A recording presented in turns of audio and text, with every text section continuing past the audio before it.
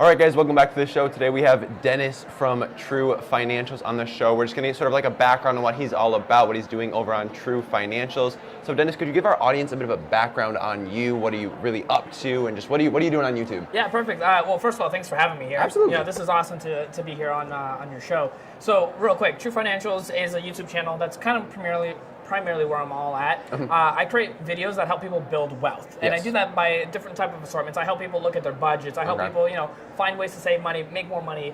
Just looking at investments and retirements as a whole, so you have a better understanding of where your money can go. Now, I know the biggest thing when it comes to looking at all that it can be really intimidating. So I bring it to the aspect of what I'm actually doing with my current investing and my current budgets, and so you can actually see my incomes when it comes to how I put my money together. So if you're interested in trying to understand how to do that properly, you can check that out. Nice. I respect how you're very forward about like what you're making and what you're doing too, because I mean that's a huge focus on my channel as well, is just sharing my experiences with people, along with sharing like here's what I've done and here's what happened, and like here's how much money I'm actually making. Like I have a series on my channel where I show my monthly income breakdown from the income that I'm making from investments, from social media, from all these different income sources. So I think that's really, really big. And so are you mostly focusing on a younger demographic, an older demographic? Like who is your target audience? Who are you mostly speaking to? So it generally tends to be around like 25 to like 40 years old. Okay. But I do try to make content a little bit also too for like somebody under 25 years old, because I do have a smaller audience that's like 17 through 24. So I do create content for them as well, because I feel like if they can understand the stuff from another person that's within a good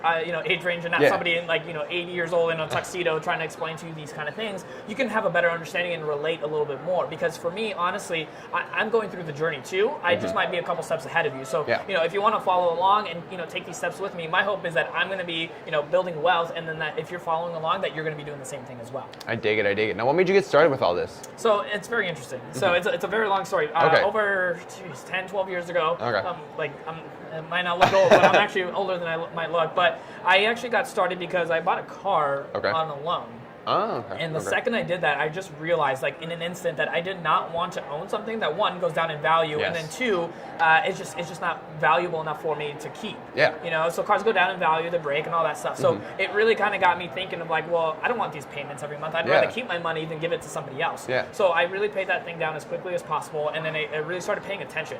And the key to what was very successful for me when it came to like really learning about this stuff was just learning about it, right? Like it sounds really weird, but it's like if you actually do the work of like learning and like understanding it, you're gonna get good at it. And so over the last 10 years or so, I've actually just been learning it on my own, just trying to figure things out. I did some testing with investing, made some mistakes, and I'm glad I did, because when I do start doing a lot more investing, because I have a little bit now, but when I do a lot more later down the road, and I have hundreds of thousands, I'm not going to be making those kind of mistakes, because I learned when I was investing $100 or $200. That's so big, and it's so good to make those mistakes early on, like you said, because the stakes are so much lower. All right, guys, we're going to pick it back up in a couple days. We're going to be talking about the biggest financial mistakes that Denis has actually made in his life. So we're going to pick that back up in a couple days. I'll see you guys then. Have a wonderful day.